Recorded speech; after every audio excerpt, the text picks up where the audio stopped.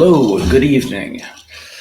Today's Tuesday evening, and I'm getting ready to watch the much anticipated game between the Cleveland Cavaliers, who are undefeated, and my Boston Celtics. So I think that's in Boston Garden. I gotta think they'll come away with it. But before that game begins, I think I got time to do a video. And I was reading an article today about kind of quietly, I think. Movies have flopped big time in 2024. A lot of people were shocked at 2023, the way that the movies just absolutely um, went to the crapper. Like the Marvels is a good example. Um, that's the best example I could think of, and a lot of them, Shazam too, and a lot of the superhero movies. They show that they were not infallible, um, but it seems to have gotten even worse in 2024, and it's done it kind of quietly. I think, my guess is that probably. Um, to be honest with you, I used to be a really big movie guy. I mean, I grew up, reading the TV Guide at night. Seriously, there was a show called on HBO. I don't know, 30 years ago, called Dream On, and it's about a kid that was raised in front of the TV, and he associated everything he did or everything people did with a TV show. I was kind of like that. I was a huge movie buff and TV buff, and when I got to college, I went into theater, to cinema, and I became started as an usher, concessionist. Then I became a projectionist and a manager, and I've yeah. I mean, I basically grew up watching movies, and I got to tell you, I was really surprised. I had a couple of days off the other week, and I opened up not open the newspaper anymore. Proverbially, I did it on the internet. There was just nothing that I knew of or cared about. And I think with all these strikes with the Actors Guild and then the Writers Guild and all that kind of stuff, uh, people are really just losing interest. You compound that with the stuff like, if you can get YouTube or any of that stuff like X, Instagram. Oh God, if you got Netflix and Hulu, you're all set. You really don't even need to go to the movies anymore, and they're overpriced anyway. I mean, but anyway, I think people are losing interest, and the COVID didn't do it any favors either. But I'm wondering, for years when I worked in the movie theater, and I worked there for many years, many different theaters, and they were telling me that movies are on the way out, and I've heard that for 30 years. But I got to tell you, I think it's finally might be happening. So let's just go over some of the biggest disappointments over the last year. If you're like me, some of them you heard about, some of them news to you. Some of these went right under my radar. But I'm going to mention some, and then I'm going to go through the top 10 disasters of last year. We're going to start with Argyle. That was a movie with I think Bryce Dallas Howard, Sam Rockwell, and Henry Cavill. Now Henry Cavill, everyone knows as Superman, and I guess The Witcher. I actually like the guy. I think he's with The Witcher. He left there because they promised him they were going to be faithful to the source material, and they weren't. Um, so he quietly left. He left as a gentleman, but he did leave. And they threw mud at him as going out the door, saying he was impossible to work with and all that kind of stuff, just because he didn't want to read scenes that didn't happen in the book. He wanted to be true to the source material. But anyway, on this movie, don't know much about it. It came and went. It cost $200. Now let's talk about budget. When you talk about budget, you're not talking about how much money it took to get this movie out there on the screens. Depending on the movie, um, when something costs 200 million, let's say, and it's something like Argyle that had a lot of advertisements. I would say you could almost double that for entertainment advertisement, especially overseas.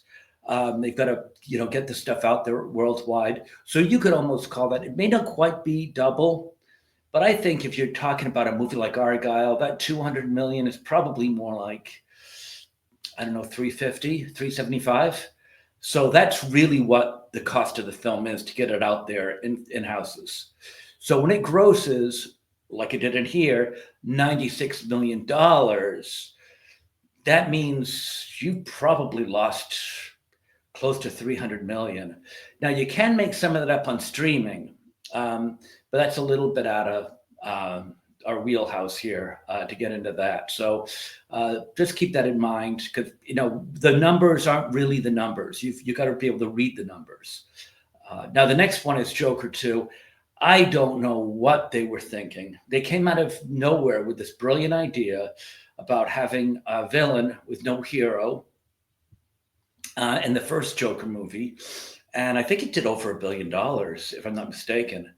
And then they decided, hey, let's do it again, only let's screw with it. And they decided to turn it into a musical. How do these things get made? I'd love to see the board meeting. I mean, someone comes in and says, hey, let's get the Joker singing and dancing with Lady Gaga. And they're like, hey, that's what we're missing. Yeah, a musical number. Sure. Let's get Joaquin Phoenix to dance around and, sing like he's, Fred Astaire. I don't know. Anyway. And I think I didn't see the movie, and I do not plan to see the movie. But as an added sin, apparently they came out and they said, this is not the Joker. This is a man who's insane, who's trying to be the Joker. So I guess it's not really the Joker.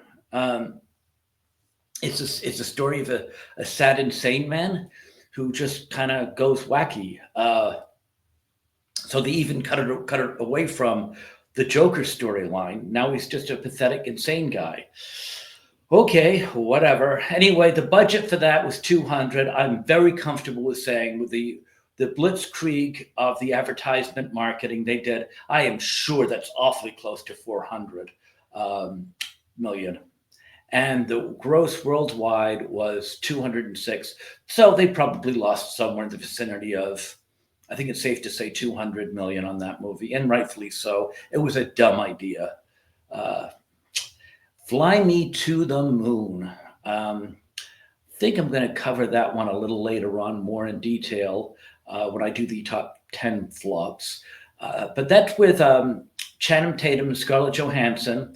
The weird thing about a lot of these movies as I went through them is they weren't terrible. Some of them got terrible reviews. Like the Joker got a 5.2. That's really bad.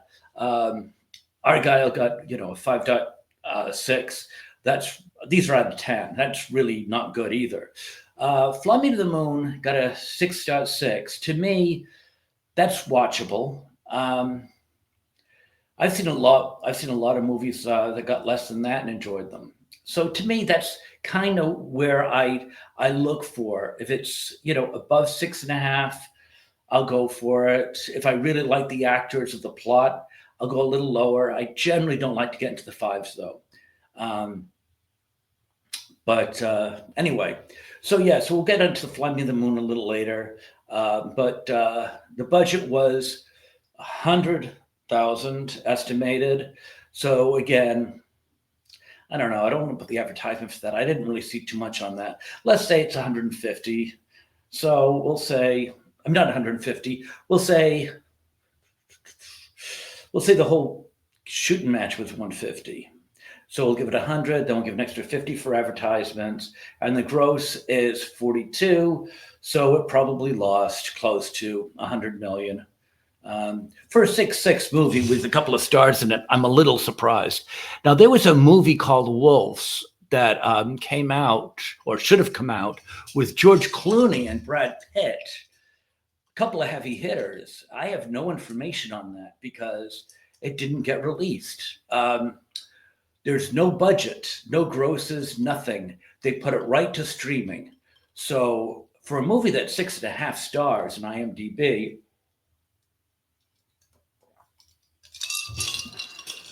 and a couple of stars like George Clooney and Brad Pitt, you'd think it would be worth taking a shot at, wouldn't you? But they didn't. They put it right out to pasture. Another one, Megalopolis. I hope I'm saying that correct. This was a brainchild of Francis Ford Coppola. He was trying to make this for many years. It's a passion project. And he finally, I guess, got the green light, or maybe he got the money together. I don't know how he did it. I don't know why it took him so long to do it. Looking at the result, maybe he shouldn't have done it. He did get Adam Driver in this movie. Let's talk about a second about Adam Driver.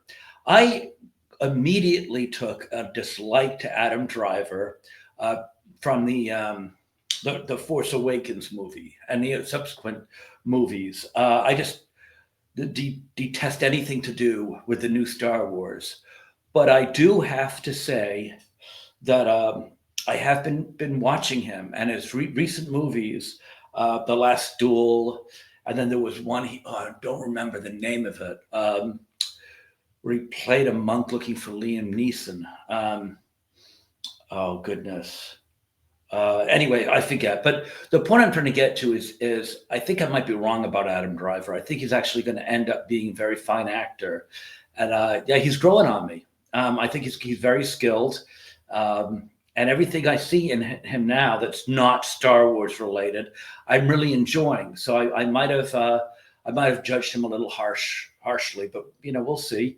But I find his acting to be rather refreshing now. So yeah, just no more Star Wars, Adam.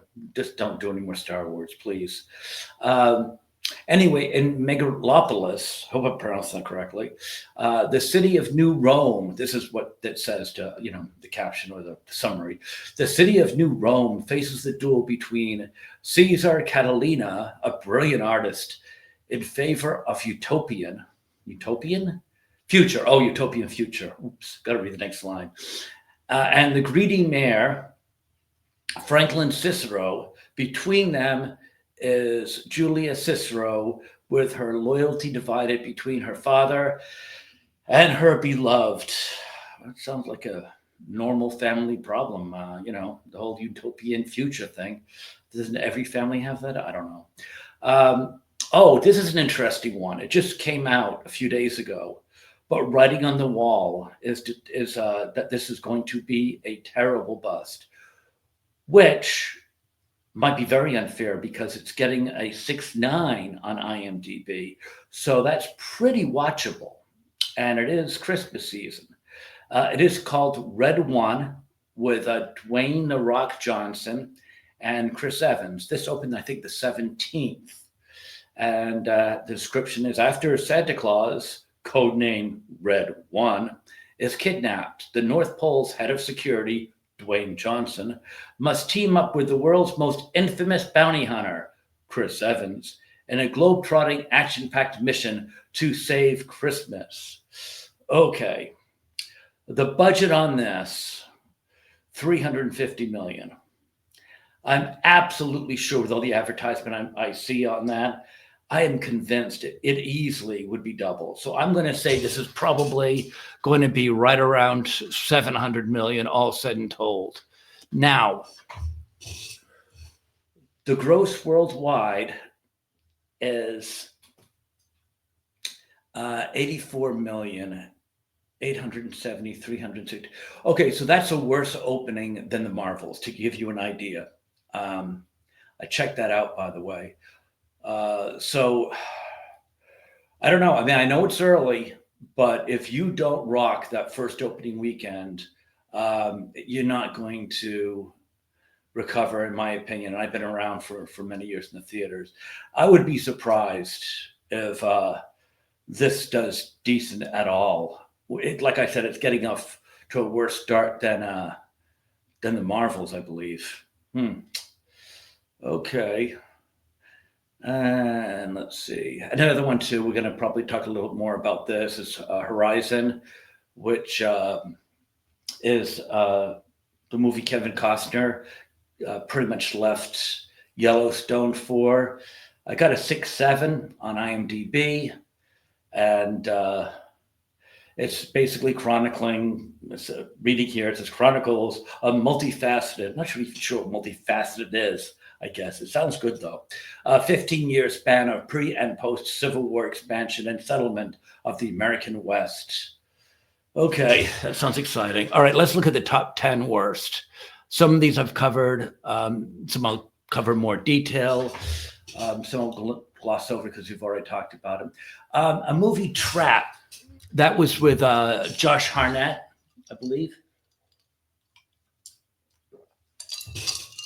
A father and his teen daughter attend a pop concert only to realize they've entered the center of a dark and sinister event. Budget $30 million. That's actually pretty low. So yeah, the gross worldwide was 82. So they probably made a small profit on that. Probably not what they thought they were going to make, but they probably made, I don't really know. I'm thinking 10, 15 million off that, which is nothing to pop champagne over. But, we've seen far worse. Let's see. The next one, number 9, is Fly Me to the Moon. We talked about that already with Scarlett Johansson and Tatum Channing. Yeah, that was a movie based on, I think, there was a love story somehow that was based on a real story about a guy that wanted to go to the moon, but was torn or something. It was a love story, didn't want to go, maybe because of his wife. I don't know. It was convoluted. Nothing that would interest me. Okay, number 8 is Horizon, an American Saga. We just kind of covered that. It got 6.7 on IMDb. Again, the budget was 100 million, and it grossed 38 million. So that would probably be a budget after the advertisement, maybe 175, 200. So yeah, they took a real loss on that. Now that was supposed to be like one of 3 or 4 movies. It was supposed to be like, I don't know, a trilogy, or I don't even know how many movies are supposed to be from it. They, of course, put that on halt. But it's finding life on streaming. I've not seen it yet. I do plan to see it. I do like Kevin Costner. I do like Westerns. But we'll see. Maybe even it'll do enough on streaming that they might consider, finishing it off. I don't know. Let's see. Number 7 is The Bike Riders. That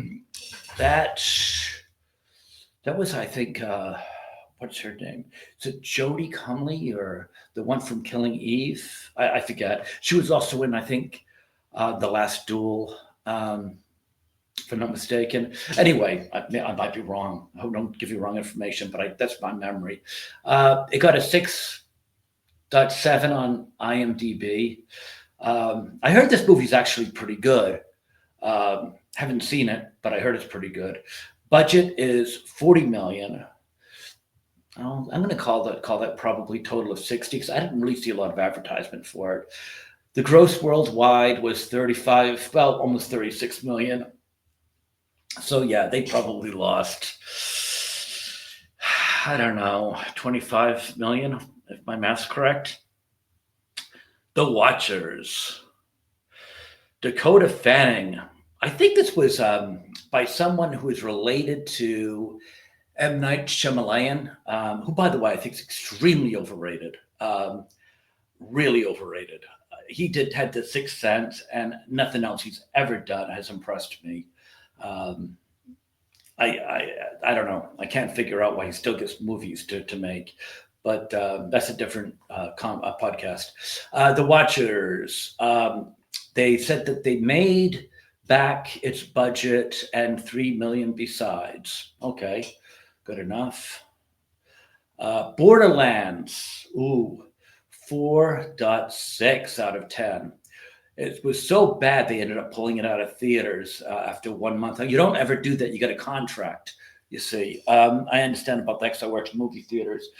Occasionally, something will be so bad that they'll pull it out prematurely, but it's rare. It's very, very rare, and it's got to do with the monies that go back and forth. Maybe I should do a podcast on how that works, because it explains why the concession prices are so high. That's really how the movie houses make their money.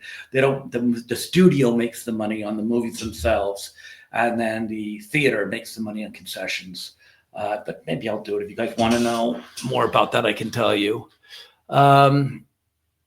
Okay.